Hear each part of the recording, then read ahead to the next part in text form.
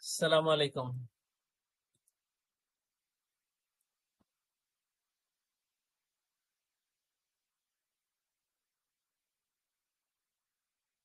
আসসালামু আলাইকুম ভাই, কেমন আছেন? ওয়ালাইকুম আসসালাম ভাই, ভালো আছেন আপনি? আছি আলহামদুলিল্লাহ।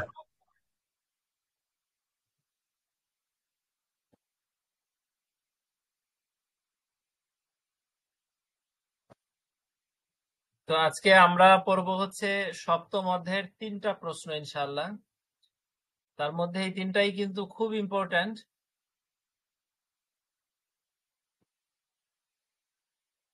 পুরাতন কাঠামো থেকে যদি প্রশ্ন হয় তাহলে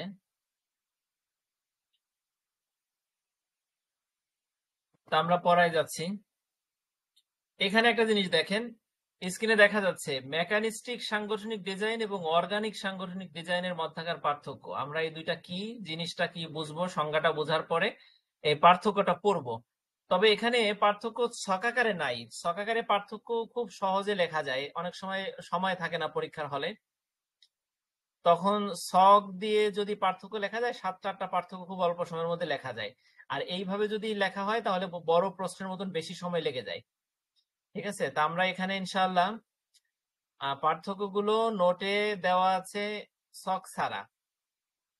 ঠিক আছে, আর বইতে বোধহয় পার্থক্য নাই, বোধহয় বইতে, কিন্তু এটা কিন্তু বিভিন্ন সময়ে এই প্রশ্নটা কিন্তু আসছে ফার্স্ট সেমিস্টারে। ঠিক আছে, তা আমি আপনাদের একটা লিংক শেয়ার করছিলাম টেলিগ্রামে, সেইটায় এই পার্থক্যটাও আছে এবং এর বিকল্প হিসাবে এই একই লেখা দিয়ে ছকাকার একটা পার্থক্য আছে।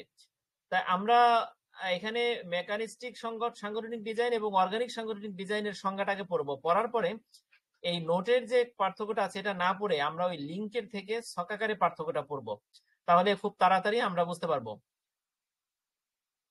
ঠিক আছে, তাহলে আপনারা লিঙ্কের থেকে সরাসরি দেখবেন। ঠিক আছে, নোটে কিন্তু ছকাকারে নাই। আচ্ছা, তাহলে সরাসরি লিঙ্কে চলে যাচ্ছে, আপনারা একটু কষ্ট করে ওখানে যান, তাহলে প্রশ্নটা বোধহয় আপনাদের খুব ভালোভাবে হয়ে যাবে আজকে। আমি লিঙ্কটা আবার দিয়ে দিলাম।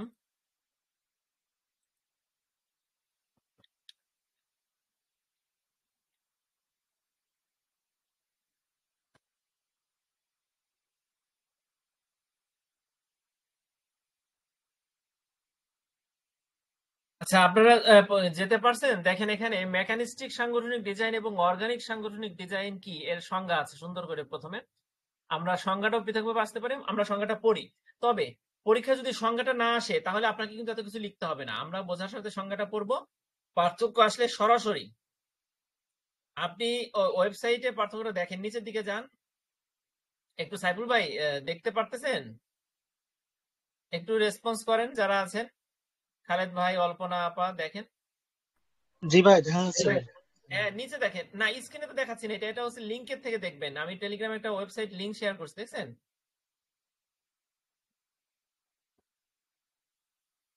ও নোটে ওইটা নাই, নোটে ইয়াটা নোটে এই পার্থক্যটা ছকাকারে নাই, আমি ছক থেকে পড়াতে চাচ্ছিলাম। ঠিক আছে,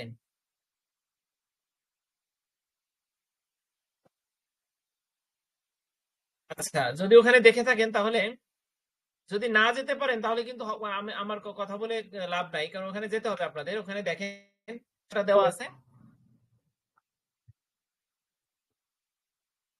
আচ্ছা ঠিক আছে, খালেদ ভাই বলতেছেন দেখা যায়, ওকে। মেকানিস্টিক সাংগঠনিক ডিজাইন এবং অর্গানিক সাংগঠনিক ডিজাইন সংজ্ঞা দুইটা একটু পড়ি। মেকানিস্টিক, মেকানিস্টিক মানে হচ্ছে যেখানে বিভিন্ন মেকানিজম থাকে, বিভিন্ন নিয়ম কানুন থাকে, বিভিন্ন ডিপার্টমেন্ট থাকে, বিভিন্ন রুলস রেগুলেশন ফলো করতে হয়। ঠিক আছে, সহজ সরল ভাবে কাজ করা যায় না, সেটাই হচ্ছে মেকানিস্টিক সংগঠন, এবং সেখানকার যে ডিজাইনটা সেটাই মেকানিস্টিক সাংগঠনিক ডিজাইন। তাই সংজ্ঞাটা কি? মেকানিস্টিক ডিজাইন হলো একটি সাংগঠনিক কাঠামো, এটাও একটা সাংগঠনিক কাঠামো, কিন্তু কি দেখেন, যা কঠোর নিয়ম কানুন, স্পষ্ট কর্তৃত্ব কাঠামো, সীমিত তথ্য প্রবাহ এবং নির্ধারিত দায়িত্বের ভিত্তিতে গঠিত। সীমিত তথ্য প্রবাহ বলতে যে তথ্য নাই তা কিন্তু না, মানে আপনি যেখানে যেখানে খুব বেশি রুলস ফলো করে চলা হয়, কাঠামো আইন কানুন ফলো করে চলে, সেখানে কিন্তু ইচ্ছা করলে আপনি আজকে মানে 10 জনের 10 রকম করে কথা বলে না, কারণ সবার কাছে রুলস রেগুলেশন আছে, সেটা অনুযায়ী চলে। কাজে তথ্য কিন্তু যেটা প্রতিষ্ঠিত করা হয়েছে, যে রুলস গুলো সেগুলো অনুযায়ী প্রতিষ্ঠান চলতেছে কাঠামো অনুযায়ী। কিন্তু এখানে মানে কথা প্রসঙ্গে যা আসতেছে সেইভাবে আপনি কাজ করতেছেন না। এই জন্য সীমিত তথ্য প্রবাহের কথা বলা হয়েছে। নির্ধারিত দায়িত্বের ভিত্তিতে গঠিত, মানে আপনার কাজ ফিক্সড, আপনি এর বাইরে কাজ করতে পারেন না সাধারণত। ঠিক আছে, সেটাই মেকানিস্টিক সাংগঠনিক ডিজাইন। ঠিক আছে, স্থির পরিবেশে কাজটা হয় এবং পূর্ব নির্ধারিত থাকে, পূর্ব অনুমান করা হয় কি হবে কি হতে পারে। ঠিক আছে, মানে আপনি মেকানিস্টিক সাংগঠনিক ডিজাইনটা বুঝতে পারলেন। আমি আবার একটু পরিসংখ্যাটা দেখেন। মেকানিস্টিক ডিজাইন হলো একটি সাংগঠনিক কাঠামো যা কঠোর নিয়ম কানুন, স্পষ্ট কর্তৃত্ব কাঠামো, সীমিত তথ্য প্রবাহ এবং নির্ধারিত দায়িত্বের ভিত্তিতে গঠিত। এটি সাধারণত স্থির পরিবেশে ব্যবহৃত হয় যেখানে কাজের প্রকৃতি পূর্ব নির্ধারিত এবং পূর্বানুমানযোগ্য। ওকে, তাহলে মেকানিস্টিক সাংগঠনিক ডিজাইনটা কি বা মেকানিস্টিক সংগঠনটা কি আমরা বোধহয় ইনশাআল্লাহ এটা লিখতে পারবো পরীক্ষায়। এবার আমরা যদি দেখি অর্গানিক সাংগঠনিক ডিজাইন, মানে অর্গানিক শব্দটা বলতে তো আমরা এমনিতেই বুঝি অর্গানিকটা কি, অতি প্রাকৃতিক একটা বিষয়, সাধারণ একটা বিষয়, একবারে খাঁটিওর একটা বিষয়। ক্লাস হইতেছে জয়েন্ট বলা আপনাকে। ঠিক আছে, তাহলে আমরা বুঝতে পারলাম মেকানিস্টিক সাংগঠনিক ডিজাইনটা কি। এবার অর্গানিক সাংগঠনিক ডিজাইনটা দেখেন, আপনারা দেখতেছেন হচ্ছে ওয়েব লিংকে, লিংকটা টেলিগ্রামে আছে। অর্গানিক ডিজাইন হলো একটি নমনীয় এবং অভিযোজনযোগ্য সাংগঠনিক কাঠামো। অভিযোজনযোগ্যটা কি? অভিযোজনযোগ্যটা হচ্ছে যে কোনো পরিবেশ পরিস্থিতিতে নিজেকে খাপ খেয়ে চলতে পারে, যে সেটা হচ্ছে অভিযোজনযোগ্য। ঠিক আছে, তার মানে অর্গানিক সাংগঠনিক ডিজাইনটা একটা কাঠামো, মানে ইচ্ছা করলে চেঞ্জ করা যায়। একটা কর্মকর্তা আসলে বললেন এইভাবে চলতে পারে না প্রতিষ্ঠান, এইভাবে চালান, ঠিক আছে ওইভাবে চলা শুরু করলো।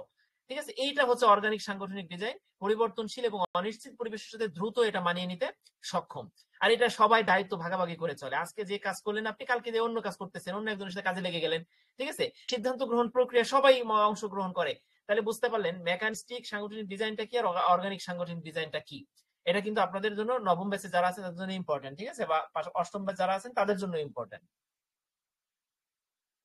তাহলে এই যে দুইটা ডিজাইন আমরা সংজ্ঞাটা পড়লাম, এখন সংজ্ঞার পরে মূলত আজকের প্রশ্নটা ছিল আমাদের মেকানিস্টিক সাংগঠনিক ডিজাইন এবং অর্গানিক সাংগঠনিক ডিজাইনের থাকার পার্থক্য। তাহলে দেখেন আমরা এখানে, আপনারা স্ক্রিনে, আমি স্ক্রিনেও আমি একটু দেখাই। আচ্ছা, স্ক্রিনে দেখতে পাচ্ছেন যে পার্থক্যটা আছে, সেটা কিন্তু এই যে এভাবে, মানে ছকাকারে না, হ্যাঁ পয়েন্ট আকারে পার্থক্যটা। তাতে বিশাল বড় প্রশ্ন না, এটা আপনাকে লিখতে গেলে হয়তো আপনি এই প্যারাগ্রাফটা এত বড় দিবেন না, হয়তো এখানে একটা দুইটা বাক্য আছে, আপনি তো একটা বাক্য দিবেন, কিন্তু একটা দুইটা তিনটা চারটা পাঁচটা, দেখেন পাঁচটা পার্থক্য লিখে আর অনেক জায়গা লাগতেছে। কিন্তু যে প্রত্যেকটা দুইটা অংশ থাকবে, কারণ পার্থক্য একটা পক্ষে বিপক্ষে থাকবে, ঠিক না? মেকানিস্টিকের একটা কথা থাকবে, অর্গানিকের একটা কথা থাকবে, তা সব মিলে বড় হয়ে যাবে। তো এইটার জন্য আমি চিন্তা করি আজকে আমি এটাকে আপনার ওই ছকাকারে লিখছি। দেখেন ওটা ওয়েবসাইট থেকে আপনারা ছকাকারে দেখবেন, আমি ওয়েব লিংক কিন্তু শেয়ার করছি, আমি ওয়েবসাইট থেকে পড়াচ্ছি। দেখেন নিচে মেকানিস্টিক এবং অর্গানিক সাংগঠনিক ডিজাইনের মধ্যে পার্থক্য একটি তুলনামূলক ছকের মাধ্যমে উপস্থাপন করা হলো। এখানে 10টা আছে। দেখেন 10টা লেখা অনেক সময় সম্ভব হবে না, কিন্তু যদি আপনি লিখতে পারেন ছকাকারে, মাত্র 2টা 3টা 4টা 5টা শব্দ দিয়ে এক একটা সাইট কিন্তু হয়ে যাচ্ছে। কাজে এই ছকটা লিখতে কিন্তু আপনার খুব বেশি সময় লাগবে না। ছকটা বসাবেন, স্কেল করবেন, লিখবেন। ঠিক আছে, আর 10টা আপনার দিতে হবে না। তারপরে যদি না পারেন মিনিমাম 8 মার্কের জন্য 8টা দিবেন, ঠিক আছে, বা 5-এর জন্য 5টা। তাহলে আমি পড়ি প্রথম থেকে, দেখেন।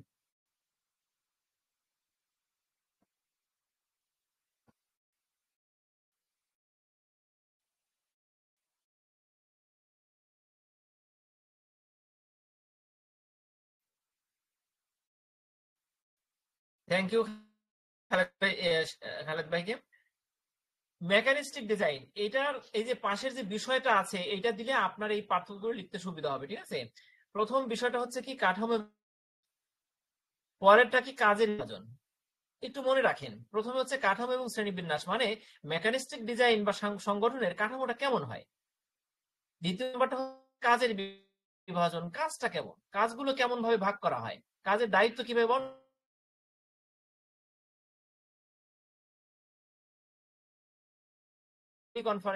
টেলিফোনের মাধ্যমে অথবা মেসেজিং এর মাধ্যমে, ঠিক আছে, যোগাযোগ হয়। কিন্তু পদ্ধতিটা যেমন এই যোগাযোগের মাধ্যমে পদ্ধতিটা কেমন, আপনি কি ঊর্ধ্বতনের কাছে সরাসরি যেতে পারেন? যদি আপনি যেতে পারেন তাহলে এটা তো একেবারে একমুখী যোগাযোগ। ঠিক আছে, আবার আনুষ্ঠানিক যোগাযোগটা কি, যদি আপনার একটা প্রয়োজন হলো, আপনি পাশের ডেস্কে গিয়ে আপনি সরাসরি কথা বলতেছেন, সমাধান করে নিয়ে আসলেন কাজটা, এটা অনানুষ্ঠানিক। আর আনুষ্ঠানিক হচ্ছে আপনার পাশে আছে ডেস্ক অফিসার, কিন্তু তার সাথে আপনি সরাসরি কথা বলে সমাধান করতে পারতেছেন না, তাকে একটা মেইল করা লাগতেছে বা একটা চিঠি লেখা লাগতেছে, ঠিক আছে, তারপরে উনি কাজটা করবেন আনুষ্ঠানিক ভাবে, তাহলে সেটা হচ্ছে আনুষ্ঠানিক যোগাযোগ। তাহলে যোগাযোগ পদ্ধতিগুলো এইটা। আচ্ছা, এরপরে 4 নাম্বার আছে দেখেন সিদ্ধান্ত গ্রহণ। সিদ্ধান্তটা কিভাবে নেওয়া হয় মেকানিস্টিক সাংগঠনিক ডিজাইনে, আর অর্গানিক ডিজাইনের যে সংগঠন তাতে কিভাবে সিদ্ধান্ত নেওয়া হয়। তাহলে প্রথম 4টা আমরা আবার বুঝি। দেখেন 1 নম্বরে ছিল কাঠামো ও শ্রেণীবিন্যাস, 2 নম্বরে কি আছে কাজের বিভাজন, কাজের কিভাবে ভাগটা করা হয়, কাজের বন্টন কিভাবে করা হয়, 3 নম্বর যোগাযোগ পদ্ধতিটা কেমন, 4 নম্বর সিদ্ধান্ত কিভাবে নেওয়া হয়। মেকানিস্টিক ডিজাইনের সংগঠনে কিভাবে নেওয়া হয়, দেখেন কাঠামোটা কেমন দেখি। কঠোর আনুষ্ঠানিক স্পষ্ট কর্তৃত্ব এবং শ্রেণীবিন্যাস থাকে। কঠোর আনুষ্ঠানিক স্পষ্ট কর্তৃত্ব শ্রেণীবিন্যাস শব্দগুলো অবশ্যই বুঝতে হবে। অর্গানিক ডিজাইনে কি আছে, নমনীয় কম আনুষ্ঠানিক ফ্ল্যাট কাঠামো, একবারে সোজা সাপটা কাঠামো, ঠিক আছে।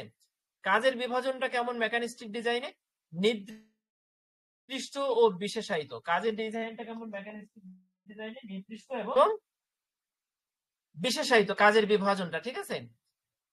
আচ্ছা, মানে নির্দিষ্ট বলতে একবারে ফিক্সড করা থাকে যে কার কি দায়িত্ব, ঠিক আছে।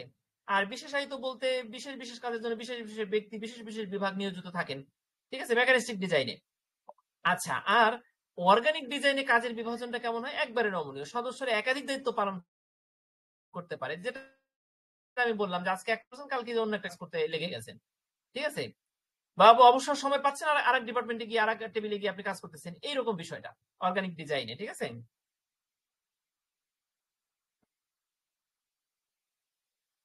আচ্ছা, আর যোগাযোগ পদ্ধতিটা কি দেখেন মেকানিস্টিক ডিজাইনে, এটা হচ্ছে একমুখী এবং আনুষ্ঠানিক। ভালো করে বুঝেন একমুখীটা কি। একমুখীটা নানানভাবে হতে পারে, যেমন আপনি আপনার সমপর্যায়ের কর্মকর্তা কর্মচারীদের সাথেই কেবল যোগাযোগ করতে পারেন, সেটা কি সমান্তরাল, এটাও কিন্তু একমুখী, একদিকে হচ্ছে। আবার হতে পারে আপনি কেবলই আপনার অধস্তনের সাথে যোগাযোগ করতে পারেন, অধস্তনকে আদেশ নির্দেশ দিতে পারেন, অথবা আপনি কেবলই আপনার ঊর্ধ্বতনের কাছে যেতে পারেন। সেটার একটা দিক যদি থাকে একই দিকে হয় তাহলে একমুখী। আর দ্বিমুখীটা কি, দ্বিমুখীটা হচ্ছে আপনার চাইলে আপনার প্রয়োজনে আপনি ঊর্ধ্বতনের কাছে গেলেন, সরাসরি ম্যানেজারের কাছে গেলেন, সরাসরি আপনি ফিল্ডে চলে আসলেন, ঠিক আছে, মানে আপনার যখন যেরকম প্রয়োজন আপনি তার সাথে যোগাযোগ করতে পারলেন, এটা হচ্ছে দ্বিমুখী যোগাযোগ অথবা বহুমুখী যোগাযোগ, ঠিক আছে। অথবা যদি এরকম হয় আপনি ঊর্ধ্বতন অধস্তনে যাচ্ছেন আবার ডানে বায়ে, অর্থাৎ আঙ্গুরলতা যোগাযোগ, গ্রেপ ভেইন যে কমিউনিকেশনটা আছে ফার্স্ট সেমিস্টারে আপনার বোধহয় এটা আছে, কমিউনিকেশনে আছে, কমিউনিকেশন সাবজেক্ট আছে, ওইরকম যদি করেন তাহলে সেটা হয়তো অর্গানিক ডিজাইনে ওই যোগাযোগটা আছে। আর আরেকটা যোগাযোগ পদ্ধতি এখানে আছে আনুষ্ঠানিক যোগাযোগ। এক মেকানিস্টিক ডিজাইনের যে সংগঠন সেখানে কিন্তু যোগাযোগ করতে গেলে আপনাকে ওই যে মেইল করতে হবে অথবা একটা চিঠি লিখতে হবে, আপনি গেলেই কিন্তু আপনাকে কাজটা করে দেবে না। আর অর্গানিক ডিজাইনে কি হয়, উন্মুক্ত যোগাযোগ, ওই যোগাযোগের কোনো মাধ্যমের কোনো বাড়াবাড়ি করাকরি থাকে না, যে যার কাছে গিয়ে যোগাযোগ করে সমস্যা সমাধান করে কাজ করে নিয়ে আসতে পারে। তাহলে আপনি যদি এইভাবে ছোট ছোট করে বাক্য না লিখেও যদি আপনি কয়েকটা শব্দ দিয়ে যদি পার্থক্য করতে পারেন তাহলে খুব দ্রুত আপনি লিখতে পারবেন এবং মার্কসে কিন্তু কম হবে না, আপনি 8-এর ভিতর 7, 6, 5 পেয়ে যাবেন, ঠিক আছে। এবার দেখেন 4 নম্বরে সিদ্ধান্ত গ্রহণটা কি। সিদ্ধান্ত গ্রহণ কেন্দ্রীভূত, মানে যে কোনো একটা কেন্দ্র থেকে নিচের দিকে সিদ্ধান্তটা যায়। আর ঊর্ধ্বতন কর্তৃপক্ষ দ্বারা পরিচালিত মেকানিস্টিক ডিজাইনের সংগঠনে সিদ্ধান্তটা ঊর্ধ্বতন কর্তৃপক্ষ নেন, অধস্তনেরা সেটা অনুযায়ী চলে। আর অর্গানিক ডিজাইনে কি হয়, বিকেন্দ্রীভূত, অর্থাৎ ক্ষমতা কেবল কেন্দ্রে থাকে না, এটা কেন্দ্র থেকে সিদ্ধান্ত গ্রহণ করার বিভিন্ন দায়িত্ব সুযোগ অন্যান্য ডিপার্টমেন্টও দেওয়া হয়। আর দল ভিত্তিক কাজ করা হয়, অংশগ্রহণমূলক, মানে সবাই অংশগ্রহণ করতে পারে। আপনি বুঝে এই শব্দগুলো খালি মনে রাখবেন, বিকেন্দ্রীভূত, দল ভিত্তিক, অংশগ্রহণমূলক, তাহলে কিন্তু পার্থক্যটা পুরো বাক্যটাও আপনাকে লিখতে হবে না, কারণ আপনি তো উপরে উপরে একটা মেকানিক বিষয় লিখছেন, কাজে পুরো বাক্য দিতে হবে না। তাহলে 4টা গেল, এখানে 10টা আছে, আমরা প্রথমে ইনশাআল্লাহ বুঝতে পারলাম। এরপরে দেখেন কর্তৃত্বটা কি।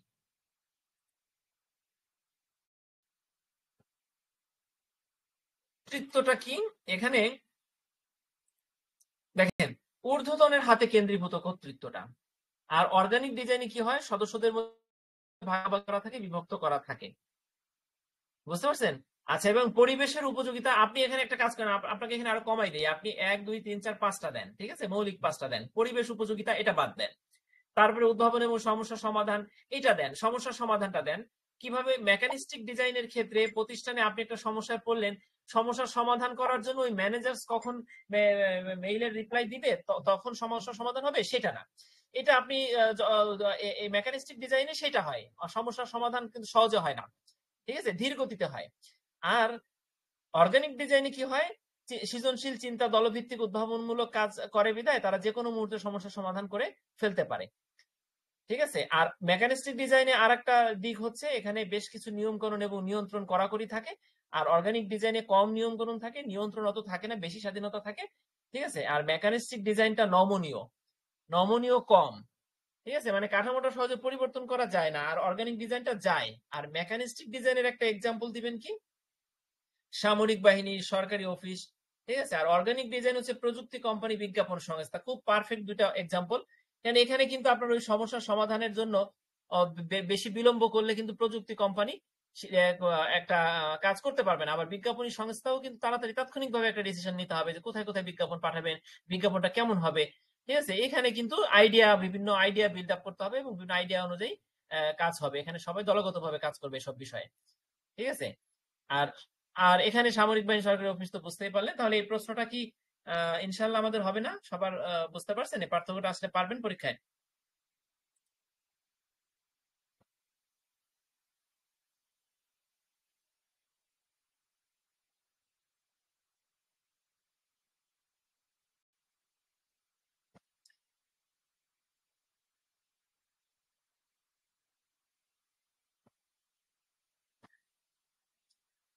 আচ্ছা দেখেন, এরপরে আমাদের আরেকটা প্রশ্ন আছে, 5 নাম্বার প্রশ্ন নোটে দেখা যাচ্ছে, সেটা হচ্ছে চিত্র সহকারে পণ্য ভিত্তিক এবং কার্যভিত্তিক বিভাগীকরণ ব্যাখ্যা করুন। দেখেন, আমরা প্রশ্নটা একটু বুঝে রাখি, তাহলে আপনি নিজের থেকে বানাই লিখতে পারবেন। এখানে চিত্রটা বইতে আছে, চিত্রটা এখানে ভুলবশত দেওয়া হয় নাই। চিত্রটা বইতে, মূল বইতে 7ম অধ্যায়ে পণ্য ভিত্তিক এবং কার্যভিত্তিক বিভাগীকরণের জায়গায় ছোট্ট করে চিত্র আছে, একটা তীর চিহ্ন দিয়ে একটা কাঠামো দেওয়া। চিত্রটা একবার ইজি, আপনারা চাইলে 7ম অধ্যায়ে বইটা বের করতে পারেন। পৃষ্ঠা কত আমি বলে দেই, পৃষ্ঠাটা হচ্ছে 108 এবং 9 পৃষ্ঠায় চিত্রটা আছে, দেখেন। আচ্ছা, তাহলে এখন আমরা পণ্য ভিত্তিক এবং কার্যভিত্তিক বিভাগীকরণ কি, বিভাগীয়করণটা শব্দের অর্থ হচ্ছে বিভিন্ন বিভাগে কাজগুলো বিভক্ত করা, এটাই হচ্ছে বিভাগীকরণ। দায়িত্ব কাজ বন্টন করা বিভিন্ন ডিপার্টমেন্টের মধ্যে, এটাই বিভাগীয়করণ। এখন বিভাগীয়করণ অনেক প্রকার আছে, তার মধ্যে একটা হচ্ছে পণ্য ভিত্তিক বিভাগীকরণ, অর্থাৎ এক একটা ডিপার্টমেন্ট এক একটা পণ্য উৎপাদন করবে, ঠিক আছে। একটা বড় প্রযুক্তি কোম্পানি যদি অল্টনের কথা ধরি, তাহলে অল্টনের এক বিভাগ মোবাইল ফোন, এক বিভাগ ল্যাপটপ, এক বিভাগ রেফ্রিজারেটর, এগুলো তৈরি করতেছে। আবার যদি এক একটা মোবাইল ফোনের ক্ষেত্রে ধরেন, কেউ একটু দেখা যাচ্ছে এটার মাদারবোর্ড তৈরি করতেছে, কেউ হয়তো উপরের কনফিগারেশন করতেছে, হ্যাঁ, এরকম যে বিষয়গুলো, এইটাও একটা প্রোডাক্টের ক্ষেত্রে বিভাগীয়করণ হতে পারে। আবার প্রযুক্তি কোম্পানির বেলায় অনেক প্রযুক্তি প্রোডাক্টের ক্ষেত্রে বিভাগীয়করণ হতে পারে।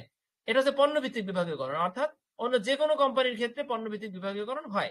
তাহলে আমরা এখন পণ্যভিত্তিক বিভাগীয়করণের বেলায় কি কি লিখবো দেখেন।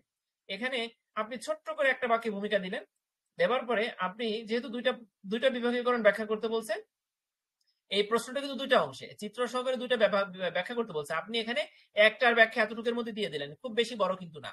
আর এখানে আপনি চিত্রটা মাঝে দিয়ে দিলেন, ঠিক আছে। আর একটা হচ্ছে কার্যভিত্তিক বিভাগীয়করণ, এখানে আপনি চিত্রটা দিয়ে দিলেন। এরপরে প্রশ্নের দ্বিতীয় অংশটা ছিল কোন কোন ক্ষেত্রে দুটি বিভাগীয়করণ পদ্ধতি ব্যবহার করা হয়, কোন কোন ক্ষেত্রে। এটা কিন্তু দ্বিতীয় অংশ। দ্বিতীয় অংশের ক্ষেত্রে এতটুকু, দ্বিতীয় অংশের ক্ষেত্রে এই যে এতটুকু দেখছেন, অল্প। আচ্ছা, উদাহরণ, তার প্রশ্নটা খুব বেশি বড় না, কিন্তু আমরা একটু তাহলে পড়ি। দেখেন, পণ্যভিত্তিক বিভাগীয়করণ একটি, এখানে শব্দ একটা ভুল আছে, বিভাগীয় অন্তস্থ হবে। পণ্যভিত্তিক বিভাগীয়করণ একটি প্রতিষ্ঠানকে তার পণ্য বা সেবা অনুযায়ী বিভক্ত করার প্রক্রিয়া। পণ্যভিত্তিক বিভাগীয়করণটা কি, একটা প্রতিষ্ঠানের পণ্য বা সেবা, প্রতিষ্ঠানকে পণ্য এবং সেবা অনুযায়ী বিভক্ত করার প্রক্রিয়া। প্রতিটি পণ্য বা সেবার জন্য আলাদা বিভাগের কার্যক্রম পরিচালিত হবে। এখানে পণ্য বা সেবা কেন্দ্রিক দল গঠন করা হয়, যা ওই পণ্যের বিক্রয়, উৎপাদন, বিপণন ইত্যাদি কাজ পরিচালনা করে। যেমন বললাম যে মোবাইল ফোনের ডিপার্টমেন্টে শুধুই মোবাইল ফোন উৎপাদন করবে, বিক্রয় করবে, বিপণন করবে, ঠিক আছে। আচ্ছা, এবার আমরা এক্সাম্পলটা যদি দেখি, একটি প্রযুক্তি কোম্পানি যেমন একটি মোবাইল ফোন প্রস্তুতকারী প্রতিষ্ঠান, এই এক্সাম্পলটা আপনি দিবেন। এখানে পণ্যভিত্তিক বিভাগীয়করণ করতে পারে মোবাইল ফোন, ট্যাবলেট, ল্যাপটপ ইত্যাদি অনুযায়ী। অর্থাৎ একটি বৃহত্তর, আবার যদি আমরা আরেকটা এক্সাম্পল দেই, খাদ্য উৎপাদন কোম্পানির বেলায় কি হবে, এটা দুধ, মিষ্টান্ন, স্ন্যাক্স, মাংস ইত্যাদি উৎপাদন এবং বিক্রি পরিচালনা করবে, তাহলে কি হবে, তা আলাদা আলাদা ডিপার্টমেন্ট থাকবে, দুধের সাথে মাংস মিশবে না। এটাই হচ্ছে পণ্যভিত্তিক বিভাগীয়করণ। অথবা আবার যদি আপনি বড় পরিসরে ধরেন যে অনেক খাদ্য উৎপাদন করে, তাহলে সেখানে সে এই ধরনের পচনশীল দ্রব্য বা দুগ্ধজাত দ্রব্যগুলো সে একটা ডিপার্টমেন্ট উৎপাদন করতে পারে, আবার বিস্কিট, এই বেকারি প্রোডাক্ট আরেকটা ডিপার্টমেন্ট উৎপাদন করবে। ঠিক আছে, এইভাবে বিভাগীয়করণটা হবে। তাহলে এটা আমরা বুঝলাম। এরপর হচ্ছে দেখেন কার্যভিত্তিক বিভাগীয়করণটা কি।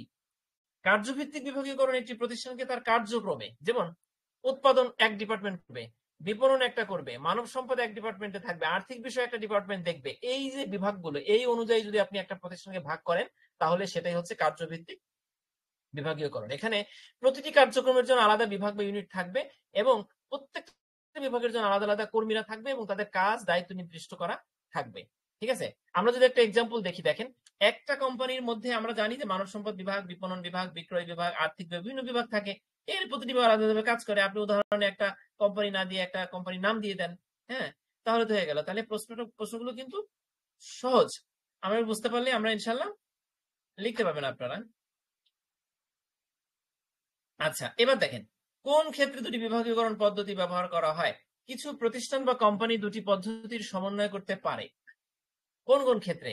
কোন ডিপার্টমেন্ট আলাদা, দেখা যাচ্ছে যে কোনো একটা পদ্ধতি ফলো করতেছে, হ্যাঁ, প্রতিষ্ঠান ছোট, কিন্তু এখানে কি বলা হয়েছে, কিছু প্রতিষ্ঠান বা কোম্পানি দুটি পদ্ধতি সমন্বয় করতে পারে। এর কারণ কি? কারণ পণ্যভিত্তিক বিভাগীয়করণ পণ্যের প্রতি যেমন ফোকাস দেয়, কার্যভিত্তিক বিভাগীয়করণ অভ্যন্তরীণ কার্যক্রমের শ্রেষ্ঠত্ব আনার চেষ্টা করে। মানে এইচআর ডিপার্টমেন্ট আলাদা থাকে, ওটা ওর দায়িত্ব, হেলথ এন্ড সেফটি ডিপার্টমেন্ট থাকে, বিপণন বিভাগ থাকে, হ্যাঁ, এই ওয়্যার হাউস থাকে, তারপরে প্রোডাকশন ডিপার্টমেন্ট থাকে। যখন প্রতিষ্ঠানটি বড় হয় বা একাধিক পণ্য বা সেবা সরবরাহ করে, তখন কিন্তু ওই একটা দিক দেখেন, তখন কিন্তু এই কার্যভিত্তিক বিভাগীয়করণ থাকবে, পণ্যভিত্তিক থাকবে না তা কিন্তু হয় না। পণ্যভিত্তিকও থাকবে, কার্যভিত্তিকও থাকবে।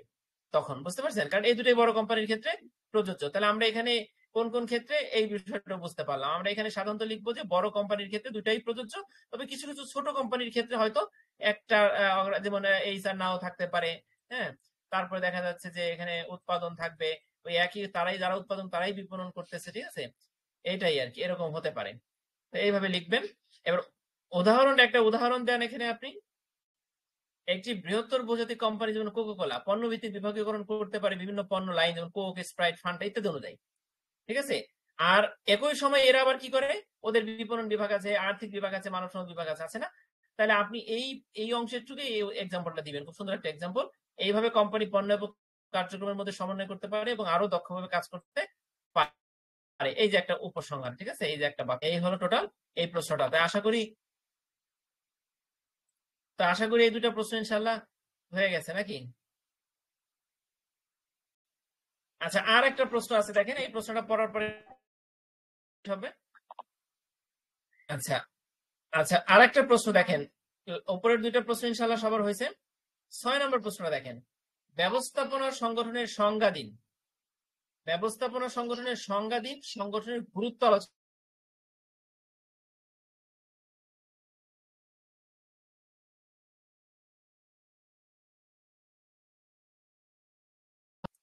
আচ্ছা দেখেন, এই লাস্ট প্রশ্নটা, এটা কিন্তু খুব ইম্পর্টেন্ট। আজকে কিন্তু ইম্পর্টেন্ট 3টা প্রশ্ন পড়লাম। ব্যবস্থাপনা সংগঠনের সংজ্ঞা। যে কোনো সংগঠনই ব্যবস্থাপনা আছে, কাজে প্রতিটা সংগঠনই ব্যবস্থাপনা সংগঠন। ঠিক আছে, তো এখানে ব্যবস্থাপনা সংগঠন বলতে কি বোঝে আমরা একটু দেখি।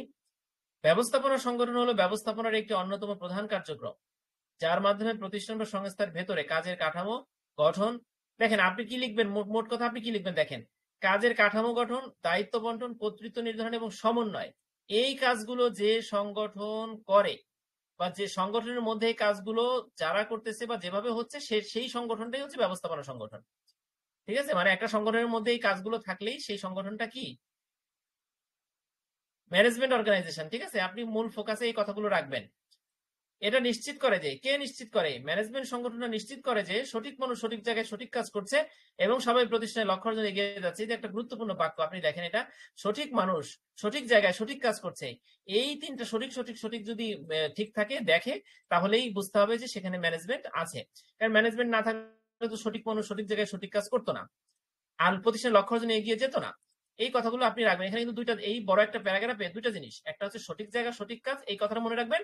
আর হচ্ছে কাঠামো গঠন, দায়িত্ব বন্টন, কর্তৃত্ব নির্ধারণ, সমন্বয়, এই চারটা কাজ। এই দুইটা কথা মনে রাখলে এই বাক্যটা হয়ে যাবে, মানে এই সংগঠনের সংজ্ঞাটা হয়ে যাবে। এর দ্বিতীয় প্যারায় কি আছে দেখেন, আপনি আন্ডারলাইন করতে পারেন যাদের কাছে নোট আছে, বই আছে।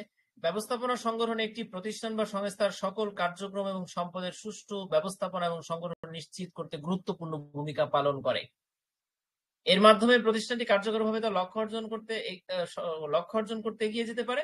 ব্যবস্থাপনা সংগঠনের মাধ্যমে প্রতিষ্ঠান কি করে, তার অভ্যন্তরীণ কাঠামো জীবন গঠন করে, কর্মীদের মধ্যে দক্ষতা, সুষ্ঠু সমন্বয় এবং প্রেরণা প্রদান করতে পারে। দেখেন, ব্যবস্থাপনা সংগঠনটা আসলে সংজ্ঞাটা কিন্তু এখানেই শেষ। এটা জাস্ট ভূমিকার মতন একটা অংশ। আমরা 3 মার্কে আসলে আপনি একটা প্যারাগ্রাফ না দিয়ে 2টা প্যারাগ্রাফ দিবেন, তখন এতটুকু লিখবেন। ব্যবস্থাপনা সংগঠনের গুরুত্ব দেখেন, 8টা গুরুত্ব আছে। যদি 8 মার্কে আসে তাহলে 8টা গুরুত্ব লিখতে হবে, যেন 8টা এখানে দিছি। আমি 8টা গুরুত্ব একটু যদি পড়ি, দেখেন। প্রথমটা হচ্ছে ব্যবস্থাপনা সংগঠনের প্রথম গুরুত্বপূর্ণ দিক হচ্ছে স্পষ্ট লক্ষ্য এবং উদ্দেশ্য নির্ধারণ করা যায়।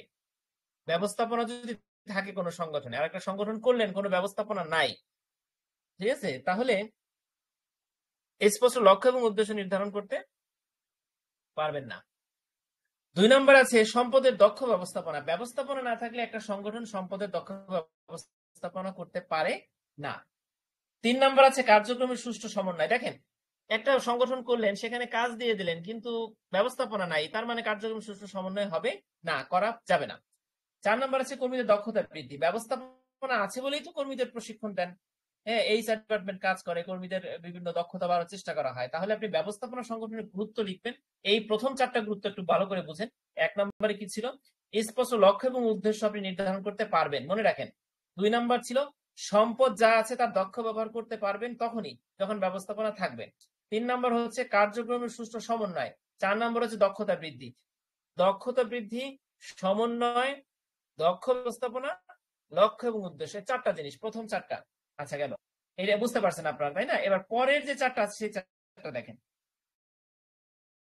প্রতীক মূল্যায়ন, এটা কি দেখেন তো, আপনি কর্মীকে কাজ দিলেন, কর্মী কাজ করলো, যদি ভুল করে বা ভালো কাজ করলো কিনা বা মন্দ কাজ করলো কিনা, সেটার তো একটা মূল্যায়ন থাকতে হবে। মূল্যায়ন যদি না করেন তাহলে তো কর্মী কাজ করতেছে ভুল কাজই করে যাবে। তার মানে ব্যবস্থাপনা সংগঠনের অন্যতম গুরুত্বপূর্ণ একটা দিক হচ্ছে প্রতিক্রিয়া, ফিডব্যাক, ফলাবর্তন এবং মূল্যায়ন, এই ইভ্যালুয়েশনটা হয়। আচ্ছা, 6 নম্বর আছে বিপদ এবং ঝুঁকি ব্যবস্থাপনা। দেখেন, এই রিস্ক ব্যবস্থাপনার ক্ষেত্রে এটাও কিন্তু ব্যবস্থাপনা সংগ্রহ অন্যতম একটা গুরুত্বপূর্ণ কাজ। কারণ যদি ঝুঁকি ব্যবস্থাপনা এবং বিপদ ব্যবস্থাপনা করা না হয়, তাহলে কিন্তু ওই যে আপনার প্রতিষ্ঠান ধ্বংস হয়ে যাবে। কি ঝুঁকি আছে, কি ঝুঁকি, সম্ভাব্য ঝুঁকি আসতে পারে, এই বিষয়গুলো ম্যানেজমেন্ট সবসময় দেখবে। ঠিক আছে, সব ধরনের সেফটির বিষয়টা ওরা দেখবে। প্রতিটি প্রতিষ্ঠানের জন্য বিপদ এবং ঝুঁকি ব্যবস্থাপনা অত্যন্ত গুরুত্বপূর্ণ। ঠিক আছে, আর এটা কখনই সম্ভব, যখনই ব্যবস্থাপনা থাকবে প্রতিষ্ঠানে। আচ্ছা, গেল। তাহলে 5 এবং 6 বুঝতে পারলাম। 7 এবং 8 কি আছে দেখেন, বিনিয়োগ। একটা সংগঠনে যদি বিনিয়োগ না থাকে, সেটা গ্রামের ছোট্ট একটা ফুটবল ক্লাব হোক, সেটা যদি বিনিয়োগ না থাকে, তাহলে কিন্তু ওই ক্লাবটাও কিন্তু চলবে না। বাজারের পরিবর্তনশীল চাহিদা অনুযায়ী অভিযোজন, এটা কিন্তু ইম্পর্টেন্ট। দেখেন, যে কোনো সংগঠন, বাজার বলতে শুধু কাঁচা বাজার না, বাজার বলতে শুধু ব্যবসা বাণিজ্যের বাজার না, যে কোনো একটা সামাজিক সংগঠনের একটা বাজার আছে, একটা মার্কেট আছে। ঠিক আছে, সমাজের মানুষ আছে, তার মার্কেট, বাজার। সেখানে যদি সে পরিবর্তনশীল চাহিদা অনুযায়ী চলতে না পারে, অভিযোজন ঘটাতে না পারে, তাহলে সংগঠনও চলবে না। কাজেই ম্যানেজমেন্টের অন্যতম গুরুত্বপূর্ণ, ম্যানেজমেন্ট সংগঠনের গুরুত্বপূর্ণ দিক হচ্ছে এই যে চাহিদা অনুযায়ী অভিযোজন ঘটানো। ঠিক আছে, চেঞ্জটা আনা, পরিবেশের সাথে মানানসই করা নিজেকে। ঠিক আছে, তার মানে দেখেন, যে কোনো সংগঠনের ক্ষেত্রে এই 8টা বৈশিষ্ট্যই বোধহয় লাগে। এই 8টা এখানে আছে। আমরা যদি একটু বুঝি, আমরা যদি ভাগ ভাগ করে বুঝি, 4টা এভাবে বুঝি, তাহলে কিন্তু 8টাই আমাদের মনে থাকবে। ঠিক আছে। আচ্ছা, এই যে উপসংহারটা দেখেন, ব্যবস্থাপনা সংগঠন প্রতিষ্ঠানের জন্য অত্যন্ত গুরুত্বপূর্ণ, কারণ এটি কার্যক্রমের সুষ্ঠু পরিচালনা করে, কর্মীদের দক্ষতা বাড়ায়, সঠিক ব্যবহার করে সম্পদের, এবং ব্যবসায়িক সিদ্ধান্তকে কি করে, বাস্তবায়ন করে। এই কারণে প্রতিটি প্রতিষ্ঠান কি করতে পারে, লক্ষ্য অর্জনে এগিয়ে যেতে পারে, এবং যে প্রতিযোগিতা থাকে সেখানে সে টিকে থাকতে পারে। এই হলো মূল কথা। তাহলে আমাদের 7 অধ্যায় কিন্তু হয়ে গেল। ইনশাআল্লাহ আমরা 8-এর 12টা প্রশ্ন আছে নোটে, কিন্তু এখান থেকে আমরা সবগুলো পড়বো না, হয়তো আমরা ইম্পর্টেন্ট গুলো পড়বো। ঠিক আছে, তা থ্যাংক ইউ সবাইকে। তো ঠিক আছে, আজকে এই পর্যন্ত। ইনশাল্লাহ আমরা নেক্সট দিন 8ম অধ্যায় পড়বো। 8 এবং 9 পড়লে মৌলিক ব্যবস্থাপনা শেষ হয়ে যায়। আপনারা জাস্ট 10টায় সেকেন্ড সেমিস্টারের ক্লাসে থাকবেন। সেকেন্ড সেমিস্টারের উচ্চতর হিসাব বিজ্ঞান আমরা 2টা অধ্যায় শেষ করছি। আমরা উচ্চতর হিসাব বিজ্ঞানের 3য় অধ্যায় আপাতত পড়বো না, আমরা হচ্ছে কার্য ব্যবস্থাপনা ধরছি। কার্য ব্যবস্থাপনা প্রথম থেকে পড়বো। তা আপনারা সবাই যদি থাকেন শুরু থেকে একটা বইয়ে, তাহলে আপনাদের কিন্তু আমাদের সাথে অষ্টম ব্যাচের সাথে সেকেন্ড সেমিস্টারের সাথে সবার শেষ হবে, ঠিক আছে? তাহলে সবাই থাকেন। সবাইকে অনেক অনেক ধন্যবাদ।